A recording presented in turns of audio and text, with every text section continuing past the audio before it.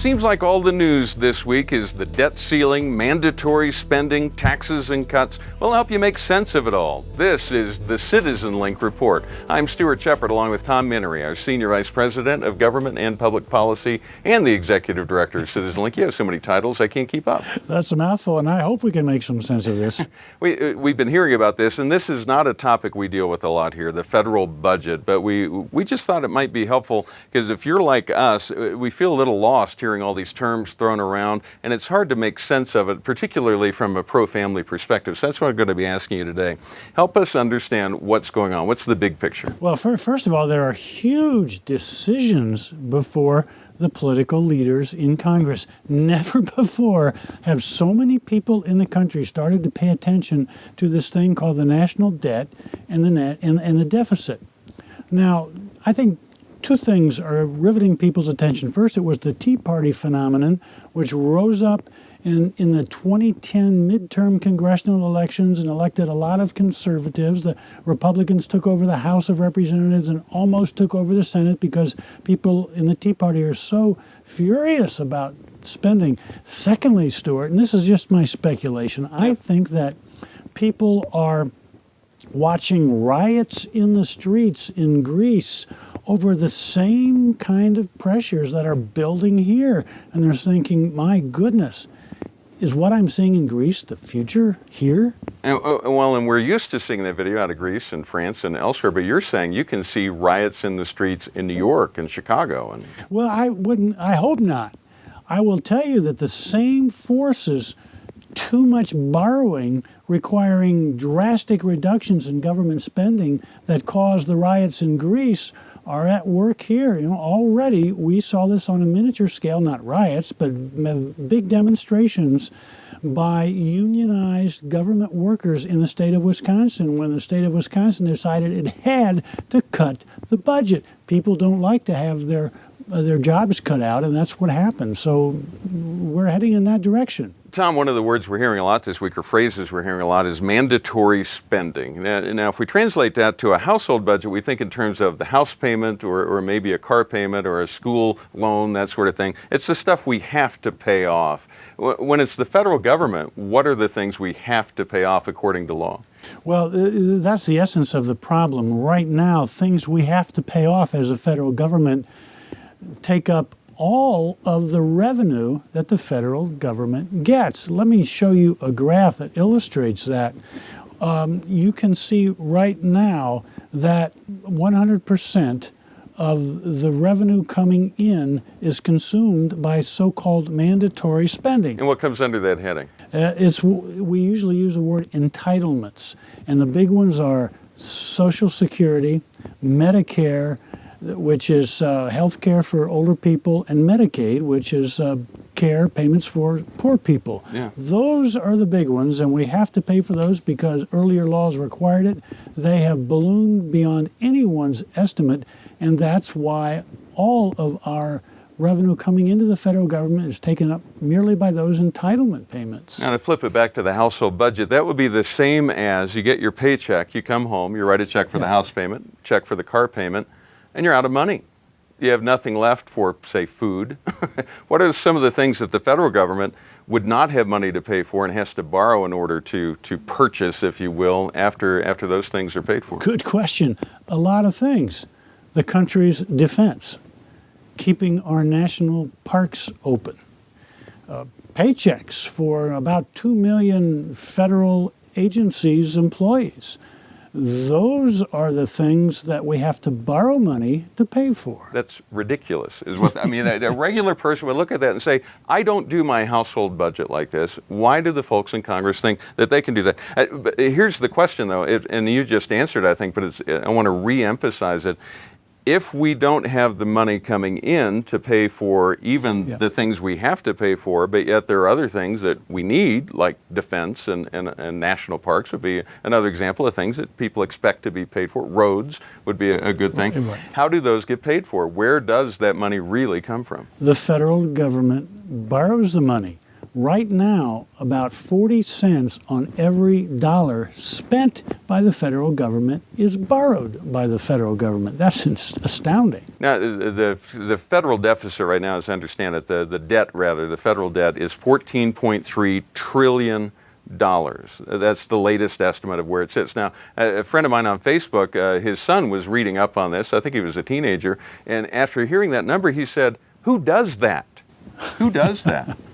Well, we do that because we have elected the politicians that are doing it. Let me put up another graph to show overall U.S. debt, and that line sharply rising in the on the right-hand side shows that the debt is now over $14 trillion, as you just said. Notice, and your graph is showing the last 3 decades, and if we drew this out all the way back to the beginning, this part of the graph just shoots up like a rocket. Yeah, in the early part of the 21st century, year 2000 through 2008, it begins to rise.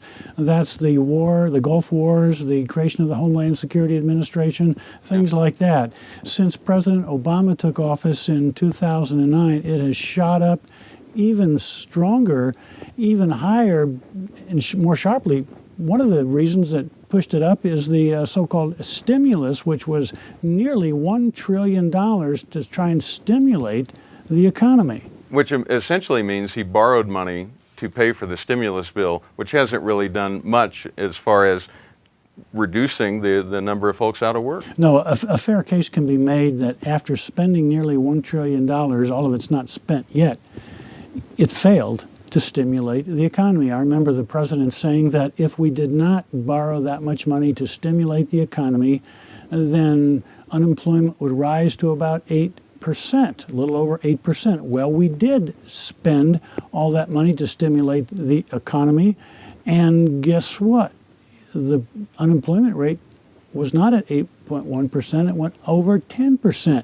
Since then, it has come down to about 9%, but in recent weeks, it is edging back up. That has got a lot of people very concerned. Let's talk about $14 trillion for a second. All of us, when we were in school, we learned the hundreds, and then the thousands, and then the millions, and then the billions. And we know academically that trillion comes after that, but I don't think most of us have a good impression of how much of a leap it really is to get from a million to a trillion.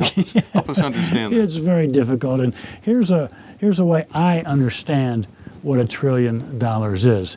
If you think of a dollar as a second on your watch, 1 million seconds is 12 days. Yeah. 1 billion seconds is 31 years. Wow. 1 trillion seconds is just over 31,600 years. So civilization has not been around long enough to take up even 1 trillion seconds. Far from it. That's how much 1 trillion is. And times 14, in this case, 14.3. This is a place where we usually talk about the social issues. We talk about life. We talk about marriage. We talk about religious freedom. Why is this a family issue in your mind? How do those two connect? Well, undoubtedly, it is a family issue for this big reason. When government spends so much on by borrowing money, it spends more than it takes in, has to borrow money, then it competes for that money with the private sector. It's harder for businesses to expand by borrowing money and hiring more workers. Yeah. When more workers are not hired, fewer jobs are created and there's more unemployment. That's the essence of the problem. All right. Now, there is a calendar date coming up next month that is the trigger for this crisis. And crisis is probably, we try not to use hyperbole here, but crisis is not too strong a word in this sense. Well, it isn't. Early in August is the date beyond which we will begin defaulting on our loan payments unless Congress authorizes the increase in the debt limit. It must do that.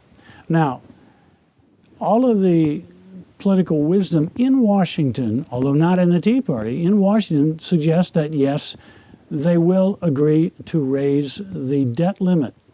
But the Republicans are saying we want to cut that spending back very significantly. We want to reform those out of control entitlements before we will agree to raise the debt limits. And the liberals, the Democrats in Congress, are saying at this point, don't touch the entitlements. They mean too much to people. So that's where the budget negotiations are right now. The essence of the question is, how significant of budget cuts, entitlement reform, will the Republicans be able to get in order to give their vote for raising the debt limit, and thereby sustaining some ire, some unhappiness from the from the Tea Party that says don't raise it under any circumstances. Now, back to our household example, one of the ideas being considered in Washington is borrowing money to pay for the debt, if you will. But that would be like me going to the bank and taking out a loan to pay off my credit cards. How does that work? Well, it doesn't work very good. Doesn't work well for very long, but that is where we are. The reality is, if we don't borrow more money to pay for the old money we borrowed and can't afford to pay back, then we will default on our loans and we will have chaos in the streets. I don't know how much of that is hyperbole, but that's what's being said. And not only here, but we have a rather large economy. It's going to have an impact globally. There's no country on the face of the planet that won't be impacted by this. Well, that's right. Even with little Greece threatening to default on its loans, we've seen banks throughout Europe being very nervous because they hold a lot of that debt. And we see other countries which have a lot of loans to pay back also nervous because they need more money from the banks as well. So this thing does roll around the country, around the world. Final question for you. As we're sitting at home and hearing your comments, we're thinking, first, it's hard to understand. It's hard to figure out how all these pieces fit together. But also it's hard to figure out, what do I do? What can we say to speak into this process? Well, I think a prayer that wisdom will triumph in Washington, that there will be some real negotiations producing some real reform, real change, so that our country does not go the way of Greece. This is a time when there's a great gulf between liberals and conservatives, but they must come together and get something done. And so that's what my focus of prayer is. All right. Well, thank you, Tom, for helping us all understand this and get a better picture. I think it'll help when we see the headlines and see the stories. There's a lot of saber rattling and political posturing going on, but it's important to have the clarity and the discernment to see through all that and see what the real problem is and what the real solutions are. Yeah, and we'll be coming back to this in the coming weeks. All right. Well, thank you, Tom, and thanks for all of you who are watching. We appreciate it when you write to us. Give us your thoughts on this whole thing. What do you think? You may always write to us at mail@citizenlink.com. We do encourage you to join us as we pray for the nation and our nation's leaders as they go through this process of trying to figure out this big mess that we're in. Pray for clarity, wisdom, and discernment at their level as we press forward. And remember, stand tall and be heard.